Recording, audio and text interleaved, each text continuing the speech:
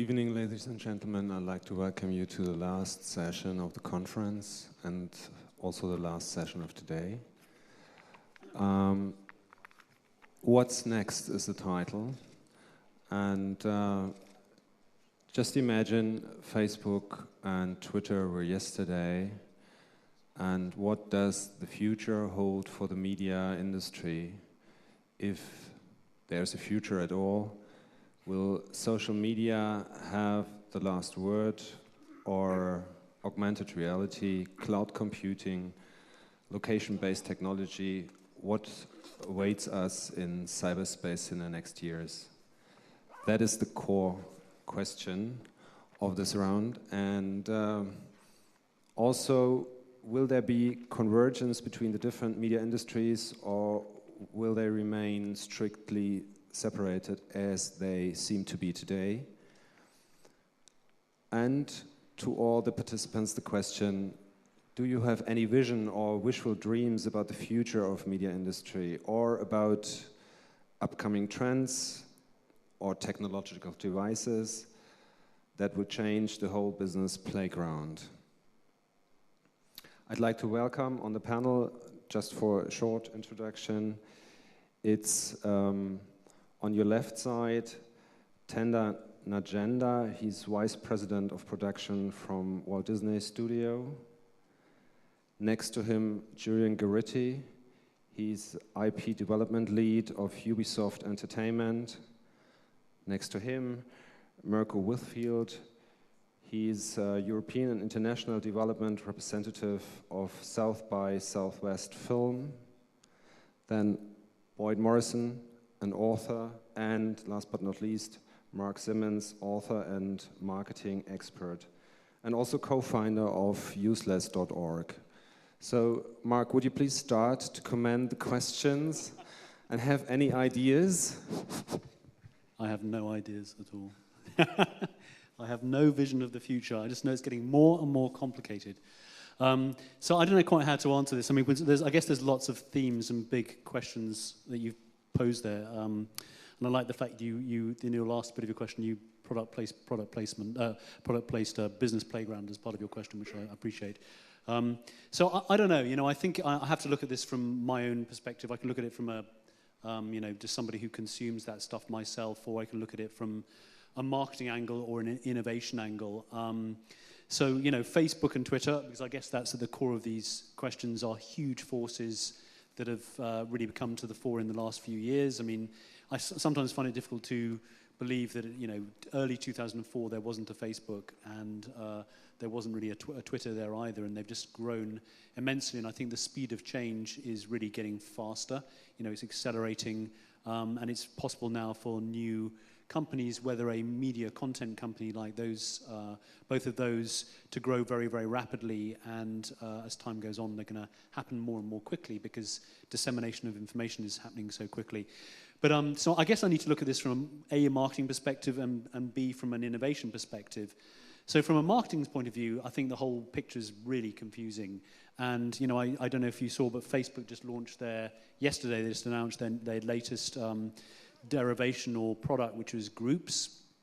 And I was trying to work out, so what does this mean for users and therefore for marketers? For users, it means that you've now got a smaller, more discrete world than you could have done beforehand, which is good because it started out off as this elitist platform, which now with 500 million people on Facebook is less elitist than you would ever thought possible. It's it's the size of the third biggest country in the world. So to have these little groups, interest groups, means that, again, it's smaller pods of people, which I think is good for the user experience. From the marketing perspective, I think it remains to be seen what developments like that will mean, because they've said at the moment you cannot market to those groups. So I think, as with all of this stuff, it's untried and untested, and it's just a case of experimenting and seeing what's possible, and trying to try different things and seeing what works. I think it's the same with Twitter. You know, Twitter's clearly, they've just changed their CEO in the last few days, and the co-founder who was previously CEO, Evan Williams, who I interviewed for my last book, The Business Playground, a great guy, but he's decided he wants to go back to product development and he wants to pass the CEO mantle to somebody else. And clearly they're trying to now monetize their platform and to find ways for advertisers to play a part of this interesting new media or platform. And I think they're just starting that experiment. They've got 2 ways at the moment where people can market, and there'll be many more over time. So, you know, for me, this changing world just means that as marketers, we have to be very aware of what's going on, but nobody knows the answers. You know, I certainly don't know the answers. All I know is the questions that you can ask. And I think that's the important thing of marketing today, which is keep asking smart questions, and maybe some smart answers will come out from people who know more than us, or maybe from ourselves. From the other perspective, I'd look at this is from an innovation point of view, and I think you know, it's just fascinating to me that these companies can spring up and grow very, very rapidly. And I think you look at some of the lessons of the people who, you know, so the guys who founded Twitter, Evan Williams and Biz Stone, and Mark Zuckerberg, who founded Facebook, it just strikes me as, wow, that's amazing what they've done in such a short period of time. And it wasn't by luck. You know, I think if you look at both of those stories, you see people who spotted really good ideas. And I say spotted because the founders of Facebook it wasn't necessarily their idea. There was one of the developers who was it came from one of the people on the team. But what Evan Williams did was he said, that is a great idea, and we should put all our resources behind that. You know, actually, the way it started was they had a company called Stumble. I think it was called Stumble. Before they switched everything to Twitter. And the reason it was called Stumble was because Evan Williams believes that the best ideas are stumbled upon. You don't form them and you don't have this lofty, it's all going to be about this. You actually find them, and then when you stumble across the best idea, you put all your resources behind that. So they stumbled upon Twitter, and this developer said, I've got this idea for this way of reaching people through 140 characters, but I don't think it's that interesting. But Evan Williams said, now that's it. That's amazing. That's what we're going to put our resources behind. And other people in the mix didn't think it was necessarily a earth-shattering innovation. But I think what he could do, or he did, was say, that is what we're going to put all our resources behind. And it was the same with Facebook, I think. If anybody's seen The Social Network, the movie that came out last Friday, the thing that struck me about that story was, you know, there was a lot of part of it was the legal battle that he's in with the people who inspired the idea behind Facebook, or the guy who was his co-founder. But actually what struck me was more about he saw something big about that idea that other people didn't necessarily see, and that it could be absolutely huge, and he was hell-bent on making that vision happen. And I think that's a lesson for innovators, which is you need to create a vision that you put your resources behind and focus on, and you need to buy into and help other people buy into, and that's what's going to create these big shifts in the media landscape. And so in the answer to the other question, by the way, about is everything going to merge? Are we going to have independent entrepreneurs? I suspect it's a mix of both. You know, big companies aren't very good at starting new innovations. They're built to be efficient machines where innovation and creativity doesn't play a big role in it. But what they are good at is taking those smaller businesses when they're doing well and then buying them. And I think it applies in the media landscape, it applies to consumer products. And I think as long as we can have an environment which allows small, innovative businesses to start, whether they're media companies like Facebook or Twitter, or whether they're a beverage company, for instance, so as long as there's a creative culture out there, I think we're going to have an interesting time ahead of us. Tenda, do you agree with this, or do you like to draw other perspectives for the future? Oh, sure. No, I agree absolutely with what Mark's saying. I think that the best thing that we can do is continue to pay attention to what's going on out there. And of course, if you are an innovator, you should play a part in really honing your idea and pushing it forward. From where I sit, which is content creation, movies, in a theatrical format, Facebook and Twitter, as well as other online social networking or marketing tools have been used as primarily just that, to get a message out about something that we're doing, to draw people to what we're doing as opposed to a way to experience what we're doing in and of themselves. I don't know that people watch movies on Facebook. I definitely don't think they watch it on Twitter. However, we're paying attention to how people hear about things, want to hear about them, consume them, and if those things are trending in another direction. So I look at the future and I see,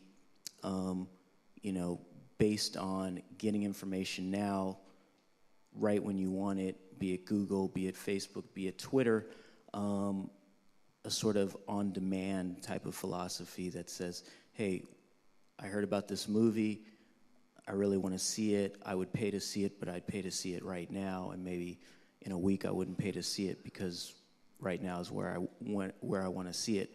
To this end, companies like Netflix has been successful in streaming, but of course, the movies and the product that they provide in large part have already been exploited theatrically, which is our main purview. We're starting to ask the question, should we have theatrical first? Should we then put it online or DVD for people to consume in what we call ancillary markets, or do we do that all at the same time?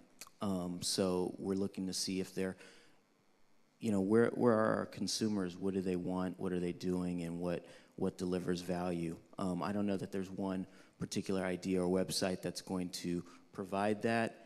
It's probably going to be a combination of different things, and that will keep evolving as Facebook and Twitter evolve and new formats pop up for us to exploit. So, Julian, what's your perspective on this point? Well, the great thing about questions about the future is we're almost guaranteed to be wrong. But just mounting off what has been said already, I think that one core point is that the content that we enjoy still has to be of very high quality. So the stories, and I think this is one of the underpinning themes of the whole conference today, the stories still have to be exceptional. The characters still have to be super interesting. And pushing that forwards from the video game perspective, the worlds have to be incredibly dense and interesting and explorable. Just bouncing off what you were saying, the access also has to be rethought. I think one thing is that this type of thing didn't exist a year ago, the iPhone, the App Store. And what does that tell us as content producers and businessmen about tailoring our content to the way people are going to actually use it in the future? So that's something that I think is going to get more and more interesting, and we have to work on. And that's kind of interesting as well. But basically, as a creator, I've never been as excited as today with self-publishing possibilities, with technology that's accessible and fairly easy to develop, and to get your ideas, your stories out there. It's a very exciting time to be a creator. Is it a very exciting time, or will it be a very exciting time to be an author, Boyd? Yeah, I totally agree with Julian. He definitely has the right attitude. There's been a lot of angst about ebooks and how it's going to change the publishing industry, and a lot of fear involved. And I think what the authors and publishers should really be seeing it as is a great opportunity. There's a lot of exciting things that could be done with just a little creativity. When I was self-publishing, discussion forums were a big part of